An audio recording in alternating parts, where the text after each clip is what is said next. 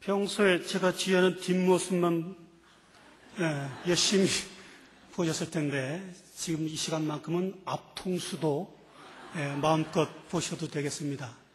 임 목사님이 여기 서 계시면 광채가 나지만 저는 목사님처럼 그렇게 광채가 나진 않지만 그래도 젊은 사람들이 요즘 연예인 닮은 꼴 핸드폰으로 제 얼굴을 찍게 되면 이정재가 나옵니다. 이해창도 나오긴 하지만 그거는 별로 밝히고 싶지 않고 이정재 정도로 그렇게 알아주시면 좋겠습니다. 제가 세미나 1시간 정도 저에게 할당을 해주셨지만 4시 반까지는 끝낼 수 있도록 그렇게 하겠습니다. 성가대가 하는 일이 뭐냐? 여러분들이 성가대를 아마 수십 년 하신 분들도 있고 오랫동안 성가대를 하셨지만 어떻게 보면 우리가 늘상 하면서도 성가대가 하는 일이 뭔지에 대해서 정확히 모르고 그냥 해온 대로 이렇게 하시는 분들도 많을 줄 알아요. 간단하게 정리해서 성가대는 우선 크게 3가지로, 첫째는 예배를 인도하고 봉사하는 역할을 합니다. 우리가 매 시간마다 목사님께서 여기서 순서를 쭉 진행해 나가면서 집례하는 것과 똑같이 목사님을 도와서 협력해서 예배 순서에 있는 첫 성령부터 시작해서 마지막 축도성까지 예배 순서를 진행해 나가는, 예배를 인도하는, 예배를 도와서 봉사하는 그런 역할을 여러분들이 하고 있는 겁니다. 그래서 지금도 저 뒤에는 이제 마음대로 이렇게 옷을 입으셨지만 여기 있는 분들은 다 구별된 가운을 입고 계시죠. 성별되게 구별해서 특별히 노래하는 사람들, 예배를 인도하는 예배 인도자, 집례자의 역할을 하기 때문에 여러분들은 지금 구별된 옷을 입고 앉아 있는 거죠. 그래서 예배 인도자로서의 자세와 마음가짐이 필요하다는 것을 여러분들 기억해야 되겠어요. 두 번째, 회중을, 여기 있는 모든 회중들을 대표해서 하나님과 회중을 연결시키는 교량 역할을 하는 겁니다. 예배에 여러 가지 순서들이 있지만 가장 큰 2가지 요소를 우리가 얘기한다면 우선 하늘에서 우리에게 주어주시는 말씀, 계시의 말씀 있죠? 누굴 통해서? 목사님을 통해서 하나님께서 우리에게 직접 주시는 말씀이 있고, 우리가 밑에서 우리들이 하나님께 올려드리는 요소가 있습니다. 하나님께 받은 은혜와 여러 가지 감사, 계시해 주신 말씀에 대한 여러 가지 응답으로서 올려드리는 게 있습니다. 그것이 우리 성가대원들이 드리는 찬양입니다. 그러니까 위로부터 우리에게 내려주시는 말씀과 은혜에 대해서 우리가 하나님께 올려드리는 것이 찬양이고, 그것을 성가대원들이 매주마다 그 역할을 하는 겁니다. 대표가 중요하죠. 한 나라의 대표가 잘못 뽑히면 수많은 사람들이 지금처럼 학살되기도 합니다. 대표가 중요합니다. 그러니까 찬양은 원래 모든 성가대원들이, 모든 회중들이 같이 드리는 것이에요. 그러니까 다 성가대석에 앉아서 다 같이 찬양을 할 수가 없으니까 편의상 그 중에서 특별히 이 성가대원이라는 사람들을 뽑아서 온 회중을 대표해서 대신 찬양을 하는 겁니다. 그러니까 성가대원들이 성가대석에서 찬양할 때는 성가대원만 하는 것이 아니고 여기 있는 모든 회중들이 같이 찬양을 하는 거죠. 특별히 대표해서 하는 것뿐입니다. 그러니까 대표자의 역할이 굉장히 중요하고, 그 성가대원들이 우리를 대신해서 찬양을 잘 할 수 있도록 기도해주고 협력해주고 도와주는 역할을 우리 회중들이 같이 하셔야 됩니다. 찬양할 때 지난번에도 그 조금 엉망으로 하던데 오늘은 제대로 하나 보자 이러고 평가하고, 그리고 이제 끝나면은 자기가 잘하는 사람 붙잡고 오늘 왜 그랬어? 좀 저쪽이 좀 이상했어, 저쪽이 좀 이상하대. 이렇게 하는 게 아니고 같은 마음으로 하나님께, 우리도 비록 앉았지만 우리도 마음을 열어서 하나님께 지금 같이 찬양을 합니다. 이런 마음을 온 성도들이 같이 가져야 되는 거예요. 그러니까 지금 이제 제가 성가대원의 자격 뭐 이런 거 얘기할 때 그것은 성가대원들에게만 하는 것이 아니고 모든 회중들에게 다 같이 해당되는 말씀으로 이해를 해주시면 되겠습니다. 세 번째는 뭐라 그랬어요? 예배 음악을 가르치고 복음을 통해서 성도들 교육하고 양육하는 역할을 합니다. 물론 우리가 목사님을 통해서 신앙적으로 교육받고 양육받고 그러면서 성장을 하지만 성가대원들이 부르는 찬양, 매주 드리는 찬양 속에는 말씀이 있잖아요. 우리가 그냥 소리만 내는 것이 아니라 말씀, 그 말씀 가운데는 하나님의 사랑을 노래할 때도 있고 또는 위로받을 사람들에 대한 위로의 말씀도 있고 또는 성도들에 대한 권면도 있고 또 필요에 따라서는 교리도 있고 매주 드리는 가사 속에는 우리가 모든 성도들이 그 가사의 찬양을 들으면서 깨닫고 성장하고 교육되는 그런 내용들이 복음이 있다는 얘기예요. 복음이.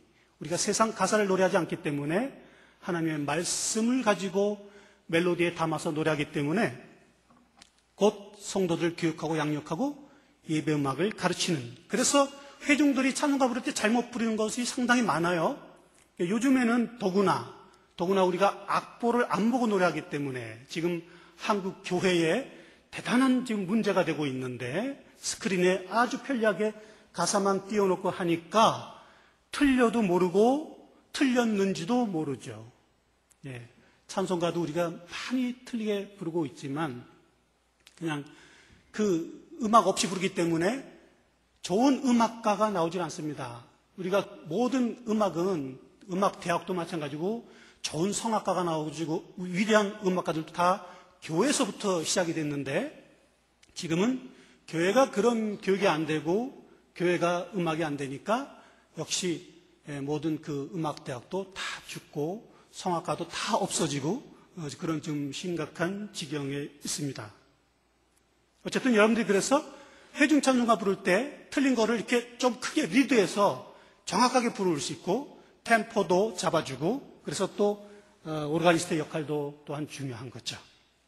자, 기본적으로 성가대원들이 임무와 역할에 대해서 세 가지를 여러분들이 기억을 해주시고 그러면 어떤 사람들이 성가대원이 될 수 있느냐 여러분들이 스스로 채점을 해보세요. 제가 네 가지 조건을 거기다가 적었는데 첫째는 무슨 조건이에요? 신앙적으로 여러분들이 영적으로 성숙한 사람이어야 됩니다. 구약시대에 그 레위 사람들 성인 남자가 노래하는 제사장의 역할을 했습니다. 죄송하지만 여자분들이 성가대에 들어와서 또는 합창단에 들어와서 노래한 역사가 그렇게 오래되질 않습니다. 그게 한이 돼서 그런지 요즘은 그 성가대에 주로 여자가 많죠. 남자들은 아주 귀해요. 남자 성가대원들은 특히 테너는 아주 찾기 어렵습니다만은 옛날에는 다 성인 남자들이 그것이 지금도 유럽에는 전통 있는 교회에서는 지금도 남자들로만 구성된 성가대가 지금 존재합니다.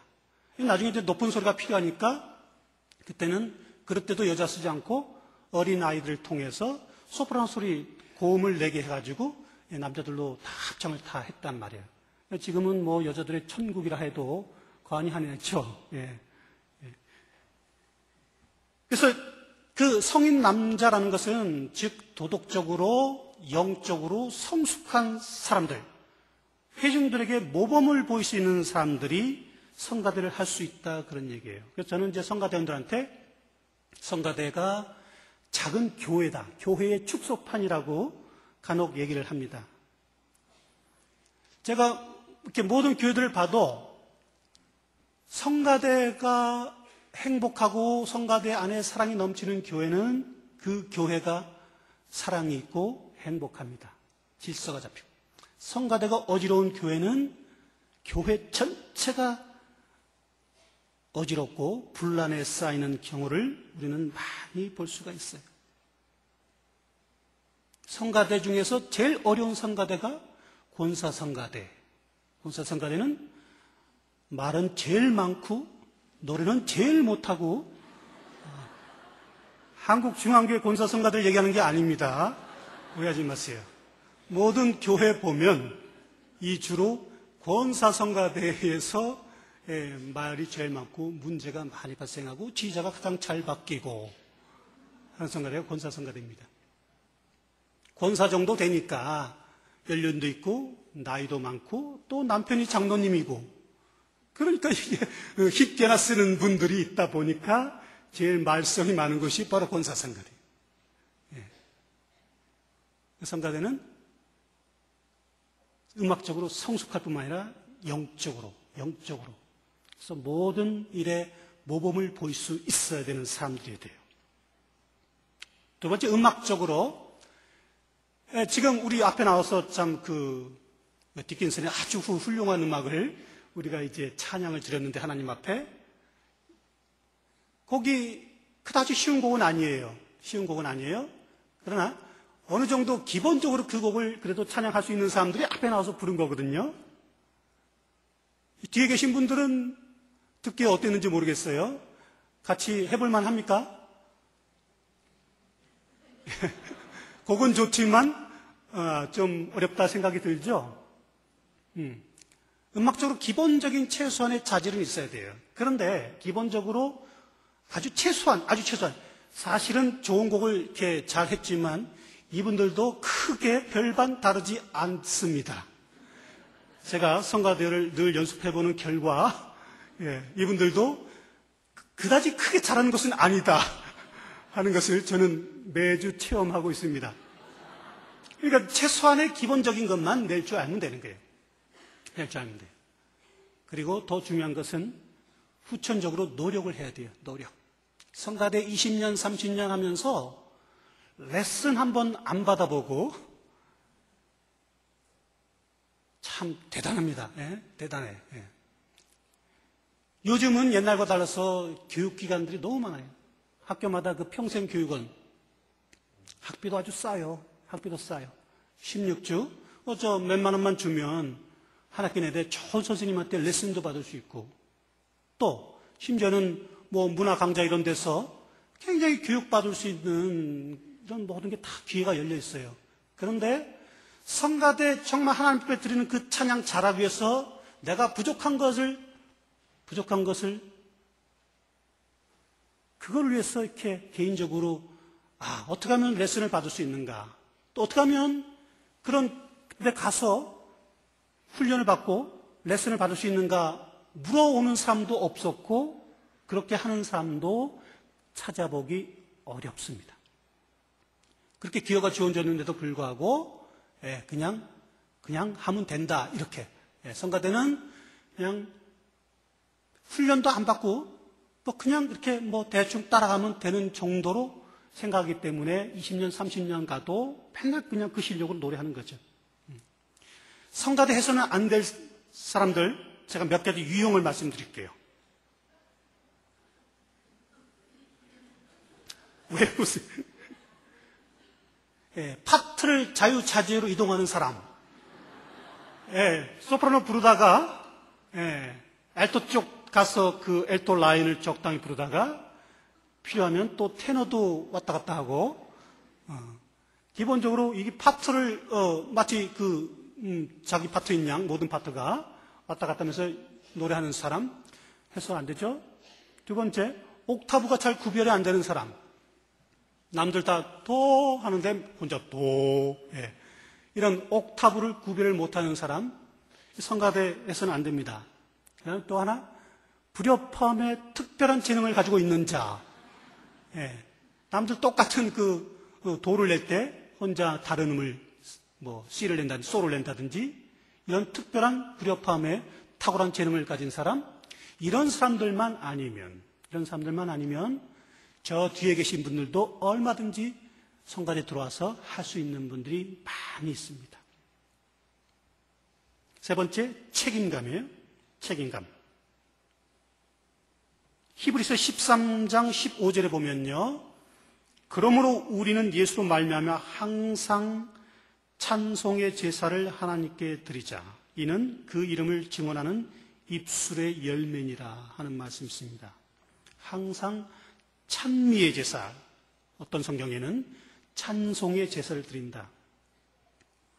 우리가 드리는 찬양이 하나님 앞에 드리는 제물이라고 한다면, 과거에 이스라엘 백성들이 제물을 드릴 때 흠이 없고 티가 없고 병나지 않은 거, 깨끗하고 성결한 거, 처음 난 것들, 가장 좋은 것들로 하나님 앞에 제물로, 예물로 드린 것을 여러분이 잘 알죠. 우리가 드리는 찬양이 하나님 앞에 드리는 찬양의 제사라고 한다면, 역시 그 제물로 드리는 찬양 또한 흠이 없고 티가 없고 병나지 않은 건강한 것, 깨끗한 것, 최선의 것, 최고의 것, 가장 아름다운 것들이 되어야 됩니다.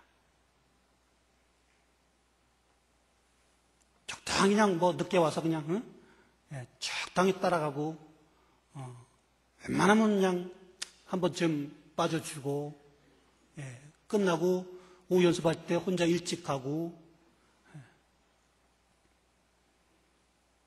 결국은 그렇게 찬양 연습하고 하게 되면 그건 흠이 보일 수밖에 없어요. 티가 나고 여기저기 얼그러진 것들이 보여줄 수밖에 없어요.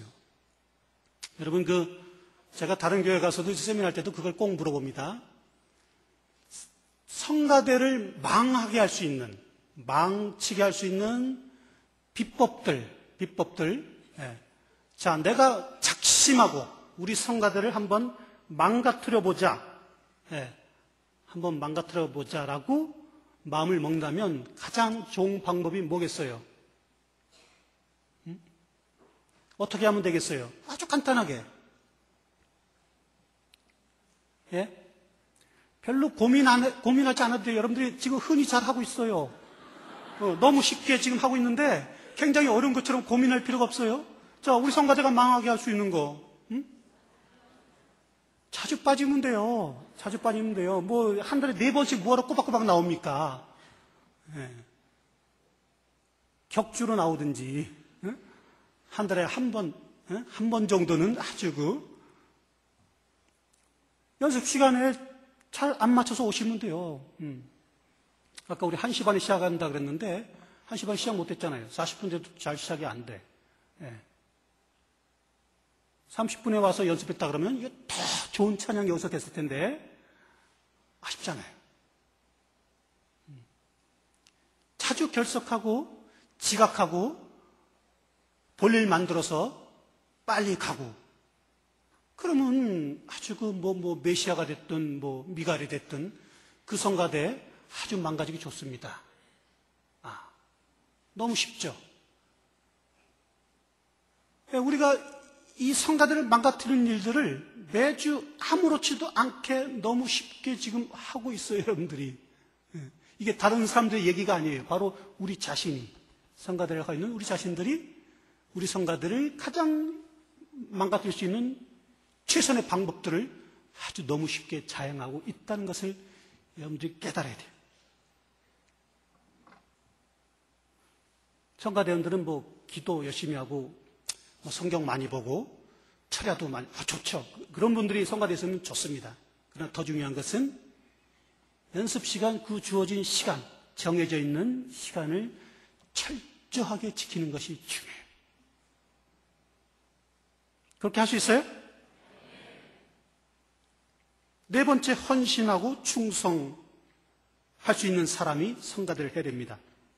민수기 8장 6절에서 11절까지의 내용을 쭉 보면 레위인들이 하나님 앞에 나오기 전에 봉사하기 위해서 나오기 위해서 영육을 정결케 하는 의식을 치렀습니다. 의복을 깨끗하게 하고 몸을 깨끗하게 씻고 그리고 제물을 드리고 하나님 앞에 나와서 이제 봉사할 수 있는 그런 정결 의식.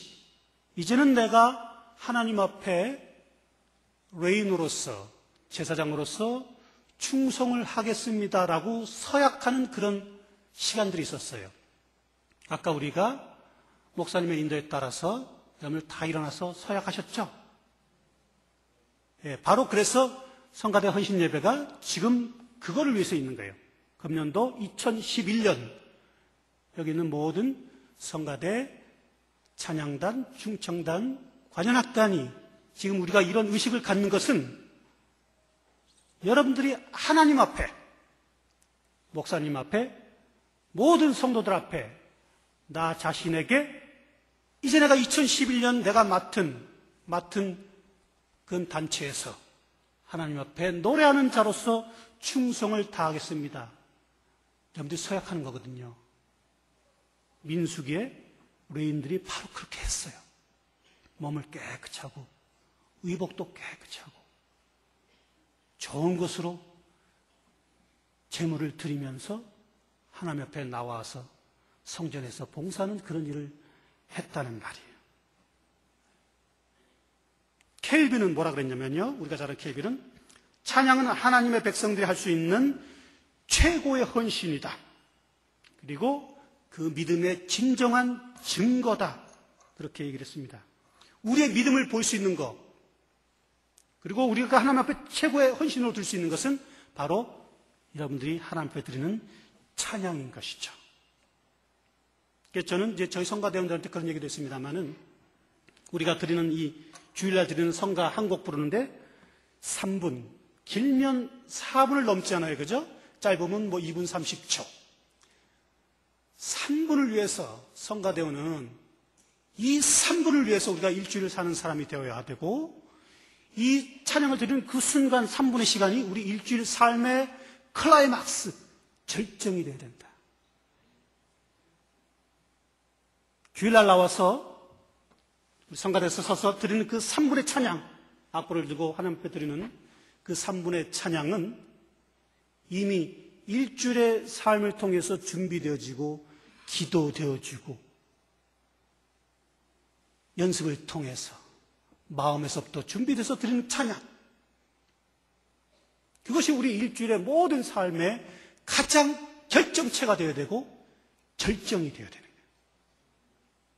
그 찬양이 끝나면 또 우리가 다음 주 기다려지는 3분의 찬양, 다음 주에 또 우리가 하나님 앞에 나와서 성가대에 앉아서 하나님 앞에 드리는 그 찬양을 위해서 다시 일주일의 모든 삶이 새로 시작이 되고 준비되어지고 마지막 가장 결정 부분에 하나님 앞에 3분의 찬양을 드리면서 우리가 감사할 수 있고 감격할 수 있고 모든 성도들에게 은혜를 끼칠 수 있고 이 3분의 찬양을 위해서 우리의 일주일의 모든 마음과 생각과 노력이 곁들여져야 된다, 그런 얘기입니다. 찬양을 우리가 왜 하는가요? 찬양을 제가 두 가지, 찬양을 하도록 만들어졌기 때문에 이사야서 43장 21절 이 백성은 내가 나를 위하여 지었나니, 하나님을 위해서 지었나니 나의 찬송을 부르게 하려 함이니라. 하나님의 찬송을 부르게 하려 함이니라. 그것이 여기 성가대에만 해당되는 얘기입니까? 이 백성은 모든 태어나는 사람들이 이미 하나님을 찬양하기 위해서 만들어졌고 태어난 거예요. 그래서 모든 사람들은 다 찬양할 수 있는 악기로 만들어졌어요. 최선의 악기. 성대가 없는 사람 있어요? 성대가 뭐 성인이 되면은 뭐 한 2cm 안팎, 길면 뭐 2.5cm 정도, 남자, 여자, 또 어린아이에 따라서 그 성대 길이가 아주 다르지만, 불과 뭐 1점 몇 cm 어린아이는 해서 길면 2.5cm, 그 정도밖에 자라질 않습니다. 그 2cm 안팎의 그 성대, 이게 찬양하기 위한 그런 소리를 내기 위한 기관이에요. 그걸 다 갖고 태어났잖아요. 저 뒤에 우리 성가대 아니신 분들, 성대가 없는 분 손 들어보세요. 다 계시죠? 예, 다 말할 줄 알고. 근데 이 성대가 이렇게 제가 말을 안 할 때는 소리가 안 나잖아요. 성대가 그냥 있는 거죠. 근데 제가 그렇게 말을 할 때는 소리가 이제 진동을 타고 나갈 때는 호흡이 이 성대를 비벼서 소리가 지금 말할 때 소리가 전달이 되는 거거든요. 누구나 호흡을 갖고 있잖아요. 지금 숨 안 쉬어지는 분 혹시 있습니까? 여기 계시면 안 됩니다. 병원에 계셔야 됩니다. 지금 위험합니다. 다 호흡을 해요. 다 성대를 가지고 있어요. 그리고 그 소리를 아름답게 하기 위해서 공명이라는 것을 우리 몸에 울림, 비어있는 것들, 목, 입안, 코, 머리, 가슴, 이 비어있는 부분을 잘 울려서 훨씬 더 이렇게 아름다운 소리, 증폭된 소리를 내는 거거든요.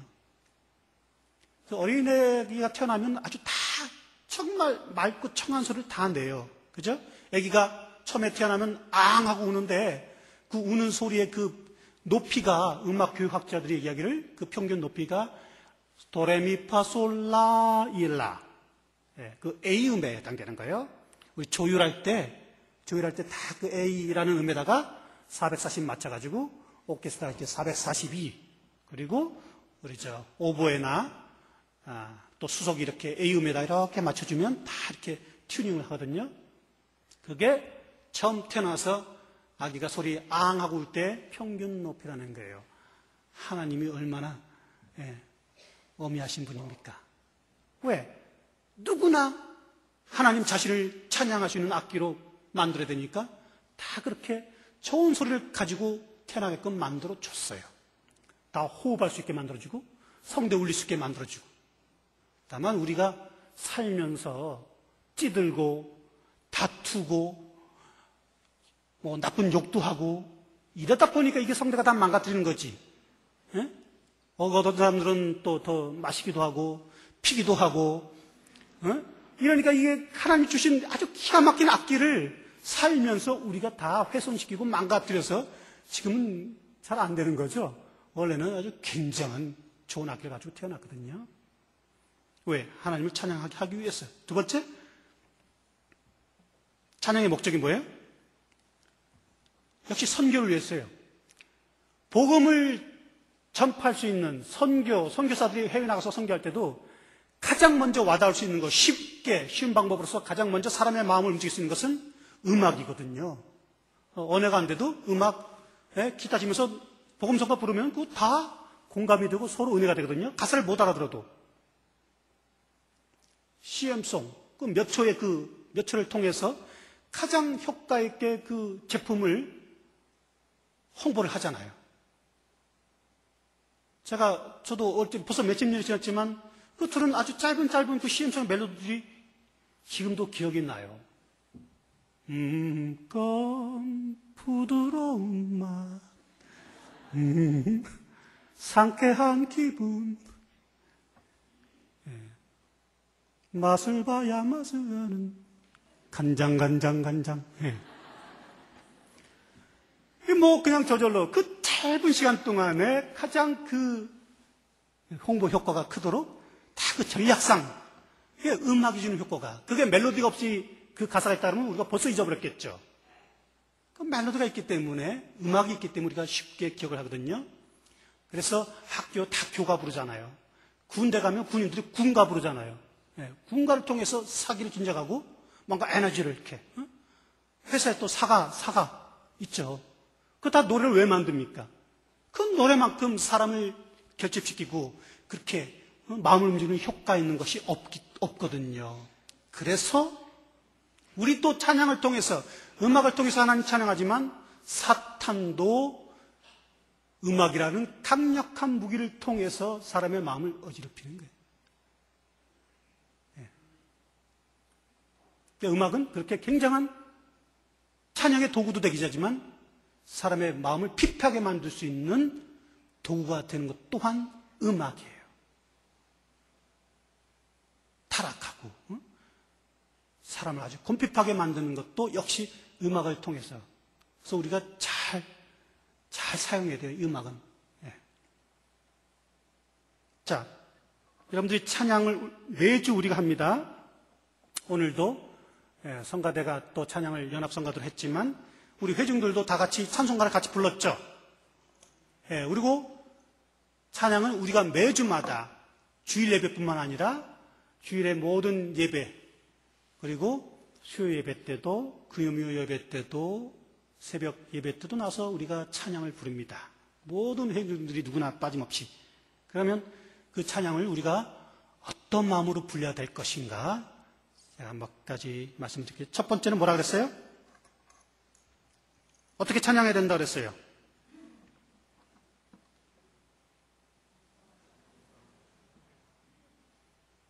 예, 정성을 다해서 시편 103편 1절에 보면 우리가 잘 아는 성경 지절입니다. 내 영혼아 여호와를 송축하라. 내 속에 있는 것들아 다 그의 거룩한 이름을 송축하라. 우리가 흔히 부르는 이 복음성가로 잘 만들어져 있죠. 찬양하라 내 영혼아, 찬양하라 내 영혼아, 내 속에 있는 것들을 다 찬양하라.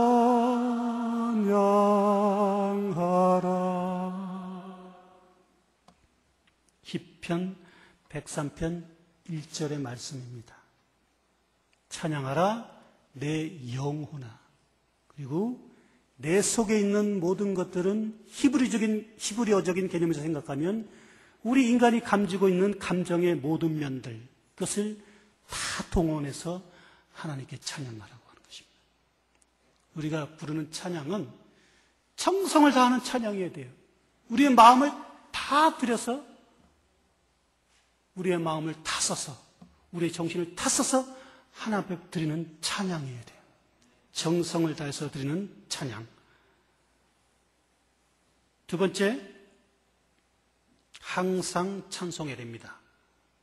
시편 34편 1절에 역시 보면 내가 여호와를 항상 송축하며 내 입술로 항상 주를 찬양하리다. 항상 송축하고 내 입술로 항상 주를 찬양합니다. 찬양은 우리가 하고 싶을 때, 할 수 있을 때만 하는 것이 찬양이 아닙니다.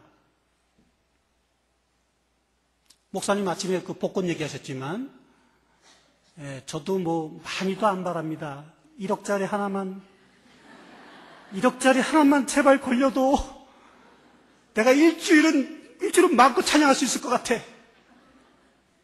뭐 조금 더 하죠. 열흘도 가능할 것 같아. 밤낮 쉬지 않고 1억짜리 하나만 걸려도 이렇게 마음이 간절할까? 자녀가 인류대학 들어갔어요. 그 찬양 못할 사람이 어디 있습니까? 사업이 잘 돼가지고 대박 났어요. 그 찬양할 거 누가 못합니까? 그건 다 할 수 있는 거예요. 여기 항상 찬양한다는 것은 누구든지 저 사람을 봤을 때 정말 찬양할 수 없는 어려운 상황에 빠져 있을 때, 곤란한 지경에 있는 그런 상황 속에서도 끊임없이 하나님을 찬양하는 것이 항상 하나님을 찬양합니다. 누가 이 사람을 아시나요? 잘 안 보이실 텐데 얼굴이 대단히 큽니다. 얼굴이. 토마스 크바스토프라는 독일 유명한 성악가입니다. 인류 성악가입니다. 이분은 또 법률을 공부했기 때문에 그 이전에 나중에 음악은 늦게 했어요. 토마스 크바스토프라는 가장 세계에서 지적인 음악가 중에 한 사람으로서 가장 뛰어나게 노래하는 이 토마스 크바스토프를 제가 처음 본 것은 10몇 년 전에 미국에서 2년마다 한 번씩 미국 합창지휘자 협회에서 주관하는 큰 도시를 돌아다니면서 2년 동안 준비해서 개최하고 세계에 그 많은 합창 지휘자들이 모여서 4일 동안 아침 일찍부터 저녁 늦게까지 세미나, 콘서트, 그리고 수많은 자료 전시. 저도 2년마다 한 번씩 지금까지 계속 가고 있는데, 제가 바로 이제 이번 주에 다시 가게 됩니다. 시카고에서 열리게 되는데, 공교롭게도 제가 이분을 본 거 10몇 년 전에 시카고에서 처음 봤습니다. 이게 다른 도시를 2년마다 쭉 한 번씩 돌고 다시 이제 이번에 시카고에서 열리게 되는데, 그러니까 2년 동안 모든 유명한 지휘자들, 교수들이 다 와서 참석해서 듣는 그런 심포지움이기 때문에 그 주체를 맡은 도시에서는 2년 동안 굉장히 많은 준비를 합니다. 좋은 합창단 세계에서 또 미국 내에서 아주 정말 잘하는 합창단만 부르고, 그 다음에 그 중에서도 수많은 콘서트가 이루어지는데, 그 중에서도 마지막 그 전날, 끝나기 전날 밤에 큰 무대에서 그 도시에서 가장 좋은, 우리나라 말하면 예술의 전당 같은 데서 그 지역에 가장 잘하는 합창단들, 오케스트라가 모여서 음악을 연주하게 되는데, 그때 연주된 음악은 브람스의 독일 리퀴엠이라는, 브람스의 저먼 리퀴엠을 연주를 하게 돼 있었습니다. 오케스트라가 무대에 다 자리 잡고 거기 시카고의 오페라 홀 같은 데서 한 3, 4층까지 이렇게 그리고 그 성가대는 합창단, 연합합창단은 저 발코니 위에, 무대 위쪽에 다 자리를 잡았어요. 이제 독창자가 소프라노, 바리톤, 그리고 바리톤 독창자가 굉장히 중요한 역할을 하는데, 이제 우리가 기대를 하면서, 저도 그때 한 3층에서 자리가 꽉 찼죠. 3층에서 이렇게 보고 있는데, 웬 이상한 사람이라고 처음에 느끼지 못했어요. 이상한 거 하나가 무대 그쪽에서 뒤뚱 하면서 걸어 나옵니다.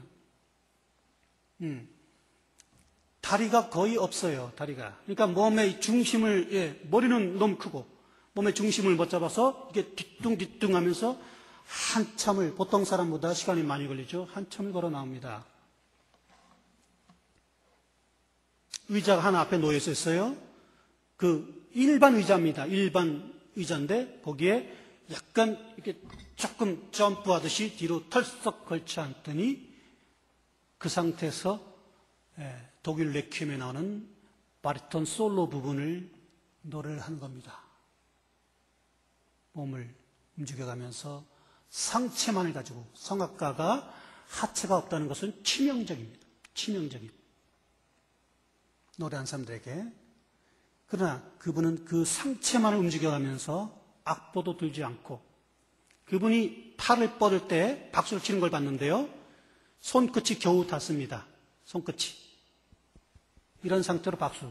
팔도 없죠, 다리도 없죠. 그냥 상체 가지고 노래하는데 너무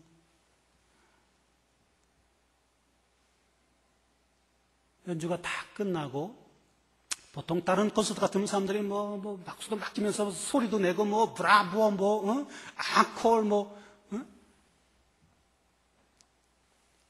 아무 소리도 나지 않습니다. 그 수천 명, 그 오페라 홀을 가득 채운 수천 명이 아무 소리 내지 않고 정말 숨소리도 안 들 정도로 그대로 서서 뜨거운 박수만을 쉴 새 없이. 다 끝나고 무대 퇴장합니다. 나가는데 한참 걸려요. 뒤뚱 하면서 아무 소리도 나지 않아서 그냥 박수 소리만 끊임없이 다시 걸어 나옵니다. 커튼콜을 무려 6번인가 7번을, 그 시간에도 상당한 시간이 흘렀습니다. 많은 사람들이 아무 소리도 내지 않게 서서 박수만을 치는데 서로의 얼굴도 쳐다보지 않습니다. 눈에서는 다 눈물이. 저는 그때는 제가 이제 시에서 공부하고 있을 때인데, 그때는 이제 학생으로 제가 거기를, 한국에서는 이제 일부러 거기 갔지만, 그때는 이제 공부하는 기간이었기 때문에 학생으로 갔었는데, 저도 노골적으로 울지도 못하겠고, 그 소리 내서 우는 사람도 없어요. 그저 그냥 뜨거운 눈물이 주룩주룩 흘러내면서 서로 쳐다보지도 못하고 그냥 박수만. 제가 그 순간에 모든 것이 와르르 무너지는 경험을 했습니다.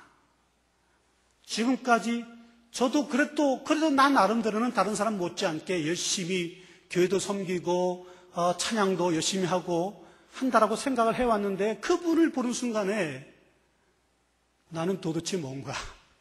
나는 이 성한 두 다리 두 팔을 가지고 내가 하나님 앞에 얼마나 열심히 찬양을 해왔는가? 내가 만약 저 사람의 경우였다면, 저 사람과 같은 저런 상황이었다면 나는 어떻게 했을까? 예, 제 대답은, 제 스스로에게 주어지는 대답은 하나였습니다. 나는 살지 못했을 거다.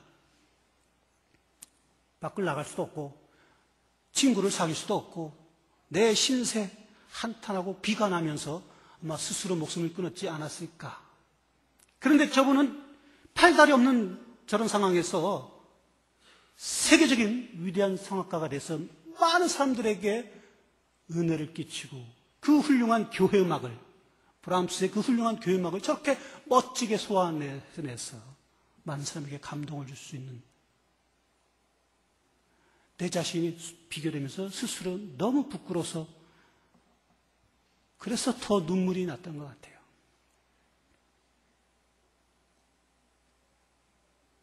하나님께서 진정 기뻐하시는 찬양은 우리가 복받아서 드리는 찬양이 아니고 정말 찬양할 수 없는 한숨소리, 탄식소리밖에 나올 수 없는 비통한 상황 속에서 우리가 하나님을 찬양하고 여호와를 기뻐하고 항상 드리는 찬양은 바로 그런 찬양입니다. 셋째, 겸손하게 찬양해야 됩니다.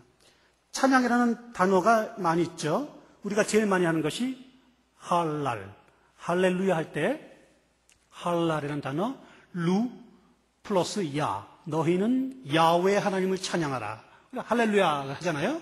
예, 하나님 찬양하라. 그 어원이 되는 할랄이라는 찬양이라는 단어를 우리가 많이 쓰지만 바락이라는 단어도 씁니다. 바락이라는 단어는 역시 찬양이지만 겸손한 찬양, 무릎을 꿇고 낮아져서 드리는 찬양, 남을 축복하는 찬양을 얘기합니다. 축복한다는 이 바락의 찬양은 우리가 영어로 bless, God bless you 할 때 bless죠.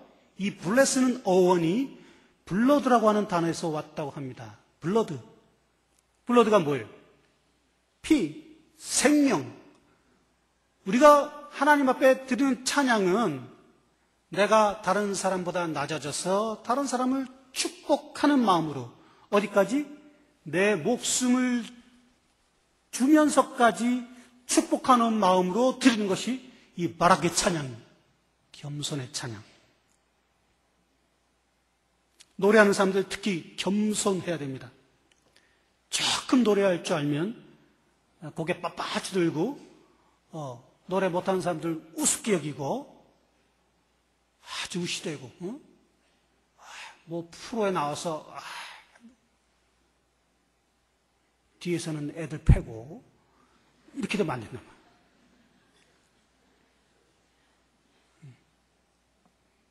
겸손해야 돼. 겸손.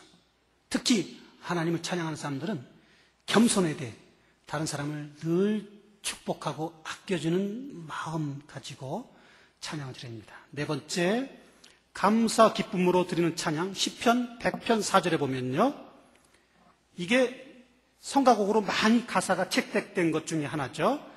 감사함으로 그 문에 들어가며 찬송함으로 그의 궁정에 들어가서 그에게 감사하며 그 이름을 송축할지어다. 이스라엘 백성들이 예배드릴 때, 과거에 예배드릴 때 이 예배드리는 하나의 과정이 감사라는 문이 있습니다. 그것은 토다라는 감사의 뜻을 가진 그 토다의 문을 지나야 됩니다. 그리고 테힐라라고 하는 찬양의 궁정, 찬송이라는 뜻을 가진 테힐라라는 뜰의 궁정을 지나서 성소를 지나서 지성소에 이르면 비로소 하나님 앞에 온전한 예배를 드리는 과정이 완성되는데 그 지성소는 바로 야다라고 하는 뜻을 갖게 됩니다. 우리가 하나님 앞에 찬양을 드리기 위해서는 이 관문을 지나야 돼요. 어떤 관문? 토다라는 감사의 관문. 제가 천안에서 주일날은 그래도 안 막히니까 1시간 반 가까이면 옵니다. 예. 감사의 문이 어디냐? 멀게는 천안에서부터 시작이 되는 거죠. 아주 좁게는 적어도 한국중앙교회 팻말을 보고 우리가 들어오는 그 순간부터 우리는 감사의 문을 지나는 겁니다. 이미 우리 마음에는 감사가 그때부터 이루어져야 돼요. 감사. 그리고는 궁정의 뜰을 지나요. 어떤 궁정이요? 테힐라라고 하는 찬양의 궁정. 그러니까 여기 앉아가지고 딱 서서 그때 찬양하는 것이 아니고 감사의 문을 통과하는 순간부터 우리 그 밖에 쭉 그 걸어 들어오는 동안에 우리 마음에는 이미 찬양이 흘러나와야 돼요. 찬양. 감사와 찬양으로 이미 준비가 돼서 하나님 앞에 와서 성소를 지나 지성소에 이르는 야다. 야도도 두 손을 들어서 찬양한다 뜻을 갖고 있습니다. 그것이 완전한 예배의 하나의 모형이요, 과정이요, 우리가 하나님 앞에 찬양하는 자로서 나아가는 하나의 과정인 것입니다. 이 야다를 좀 더 유다와 연결해서 말씀을 드린다고 하면 창세기 29장에 라반과 야곱의 얘기가 나옵니다. 야곱이 삼촌 라반을 찾아서 여기저기 동네 중곡동에 가가지고 사람들에게 묻습니다. 아, 라반이라는 사람이 어디 살죠? 조금 있으면 그 라반의 딸 라헬이 저기 이제 양떼를 몰고 올 겁니다. 양떼를 치기 위해서. 그때 물어보면 알 거 아니겠냐. 조금 있다가 라헬이 양떼를 몰고 왔는데 첫눈에 반했습니다. 첫눈에 반했다는 걸 아시나요? 첫눈에 반했습니다. 라반을 만났는데 라반이 너무 이 친척 일가를 만났으니까 너무 반갑죠. 그래도 비록 친척이지만 계산할 건 계산하자. 네가 얼마 받았으면 좋겠노? 야곱이 얘기합니다. 내가 7년을 일할 테니까 내가 첫눈에 뿅 간 라헬, 저 아름다운 라헬을 저에게 주십시오. 성경에는 그 7년을 며칠같이 지났다고 씁니다. 며칠같이. 그만큼 사랑했어요. 그 사랑하는 여인은 어깨에서 7년이 아니라 그 며칠 지나가는 순간처럼 빠르게 지나갔습니다. 속았어요. 나중에 신부가 들어왔는데 그 다음날 일어나 보니까 눈도 안 좋은, 시력도 안 좋은 성경에 있는 얘기입니다. 레아, 큰딸이었어요. 사기를 당했습니다. 어떻게 된 거요? 우리 고장 풍습이 둘째부터 가는 법은 없어. 그러니까 다시 라헬을 얻기 위해서 7년을 다시 일합니다. 7년을. 두 부인하고, 몸정도 또 있지만. 그런데 이 레아는 사랑받지 못했지만 다행히 잉태하는 은사를 받았습니다. 출산의 은사를 받았어요. 첫째 아들을 낳았습니다. 이름이 뭐예요? 루벤이라는 이름을 줬습니다. 왜 루벤이냐? 하나님께서 이 사랑받지 못하는 여인의 괴로움을 돌아보셨도다. 돌보다라는 뜻을 가진 루벤이라는 이름을 지어줘서 스스로 위로를 받습니다. 야곱의 마음은 한결같습니다. 오로지 한 여인. 저와 비슷한 것 같아요. 아직 그 여인을 못 만났지만 목사님들이 얼마나 기도하시느냐에 따라서 제가 팔자가 펴질 수도 있습니다. 두 번째 아들을 낳습니다. 또 시몬이라는 이름을 붙였습니다. 왜? 사랑받지 못하는 이 나의 심정, 나의 이 모습을 하나님께서 들으셨도다. 듣다라는 뜻을 가진 시몬의 이름을 둘째 아들에게 붙여줬습니다. 야곱의 마음은 돌아오지 않죠. 낳기도 잘났습니다. 셋째 아들 또 낳습니다. 라헬이 비록 사랑은 받지만 이렇게 아들을 못 낳는 때에 나는 셋째 아들까지 낳았으니 이제는 남편 야곱이 나와 함께 연합하리로다. 연합의 뜻을 가진 레이라는 이름을 지어줬습니다. 이렇게 아들을 많이 낳아주었건만 남편 야곱의 사랑은 레아에게 돌아오지 않습니다. 마지막 넷째 아들 낳는데 그 이름을 유다라고 줬습니다. 유다는 찬송의 뜻을 가지고 있습니다. 레아가 말하기를 내가 이제는 여호와를 찬송하리로다. 첫째, 둘째, 셋째 아들 낳을 때까지 오로지 그 남편에게 사랑받기 위한 그 한 가지 그 간절한 마음, 인간을 기대는 그런 마음을 가져봤지만 아무 소용이 없었고, 마지막 넷째 아들 지으면서 이제는 내가 사람을 의지하는 것이 아니고 남편 야곱을 바라보는 것이 아니고 이제는 내가 돌아서서 오직 여호와만을 찬송하리로다 하면서 아들 이름을 유다라는 이름을 주어줬죠. 그 유다가 엄청난 축복을 받는 그런 과정들이 이스라엘 역사에 잘 나타나 있습니다. 결론의 말씀을 시편 146편 1절 2절을 통해서 말씀드리면 할렐루야 내 영혼아 여호와를 찬양하라. 나의 생전의 여호와를 찬양하며 나의 평생에 내 하나님을 찬양하리로다. 나의 생전의 여호와를 찬양하며 나의 평생의 여호와를 찬양하리로다. 여러분들 살아있습니까? 살아있습니까? 살아있다면 우리는 찬양해야 됩니다. 또 내가 살아있다는 걸 증명하기 위해서는 내 입에서 찬양이 흘러나와야 됩니다. 기도하겠습니다.